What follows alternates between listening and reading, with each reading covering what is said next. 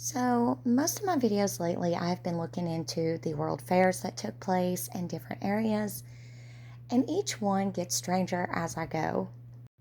One of the strangest things about all of the world fairs that I've seen so far is they don't really add up to the time period. I mean, if you look at the building in this picture, this does not look like anything that we would have created. And I've said this many times, I do not feel that we created all of these world fairs and simply allowed them to take place for so many months just to tear them down. And today I want to talk about the St. Louis World Fair, also known as the Louisiana Purchase Exposition. This was held from April 30th to December 1st of 1904. Now this spanned across 1,270 acres with 19,694 estimated visitors. Local, state, and federal funds totaling $15 million were used to finance this event. More than 60 countries and 43 of the then 45 American states maintained spaces at the fair. And like most of the other fairs that I've looked into, this one lasted around 7 months, and they claim that they tore all this down, and a few buildings, like always, are kept for a zoo and I believe another arts museum for this one as well, which I find very curious because it seems to be a repeat thing with every one of these world fairs. And I know most of you are probably thinking, if you've never seen any of these videos, well, it's absolutely possible. Oh, it's possible, but it would be an insane effort to tear down over 1,500 of these buildings. Think about that for a minute. And just like some of the others, this one also had a Ferris wheel, along with many other things. What I found very, very strange and creepy about this one was the events that took place. And if you're new to these videos, I'm sure you're letting that all sink in. The idea that we would spend $15 million in a time where America did not have $15 million to be blowing, in a time where we were struggling to get on our feet and do great things, that they would build all of these buildings and then 7 months later just tear it all down. I have a hard time wrapping my head around that, and it never gets easier with any of these world fairs. So I'm sure many of you are letting that sink in if these are new videos to you, but it gets weirder. I usually pretty much stay on topic of the odd things that don't make sense for its time, but with this one, I just had to dig a little deeper. And at the beginning of the American century, premature babies were literally a sideshow exhibit. It's creepy to think that visitors paid to walk through rows of tiny babies in incubators. And this wasn't the first time that they had done an exhibit with babies in incubators. And this was during a time where hospitals looked at them like weaklings, and there wasn't a lot of knowledge on premature babies. And while I completely understand that, this gets really weird. The man who had usually done this, they bypassed and they went a cheaper route. It was all in greed, and he handed this off to a man who knew nothing about premature infants.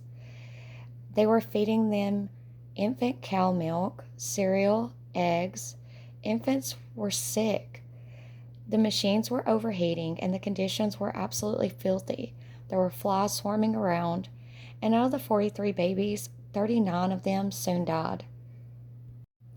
All out of greed, this stuff occurred, and of course, they swept it under the rug and brought in a new doctor. And the original doctor actually wrote a letter to the New York Evening Journal stating it was the crime of a decade is being committed at the World Fair. It's so sad that at this fair, premature babies were medical oddities, and the disabled are treated like sideshow freaks, while primitive tribes were billed as savages. They had brought people from all over the world and set it up and organized it in groups from the most primitive to the most advanced. So, in other words, all they were doing is bringing in so many people from so many different countries and putting them on display as they would animals at a zoo. It's absolutely appalling that they organized this in the most racist way that they ever could have. I am fully aware of the racism throughout our country and things that took place in history, loving history as I do, and learning, but I had no idea what all was taking place at the World Fairs until I really started looking into them. It's not something that was ever taught in school, and when you start looking into this, it just truly breaks your heart and it really tugs at your emotions. So, I dove really deep into this, and once I got to this next picture of this sweet child in this infenced area with these adults feeding her, I had had enough. I just found this so morally disturbing. So I'm going to go back to the historical parts of it, but I feel sorry for all the people and their lives that were lost on their way even over here. And you should definitely look into that, but it's not for the faint of hearts. And I started finding a lot more of the older pictures of the 1904 World Fair. And then I stumbled across this next one, which is supposedly them building all of the buildings. And I have a hard time ever finding any pictures of buildings being built. But again, I can see several buildings out through there that are looking to me like pre existing buildings and them simply adding to it. And I still feel that way.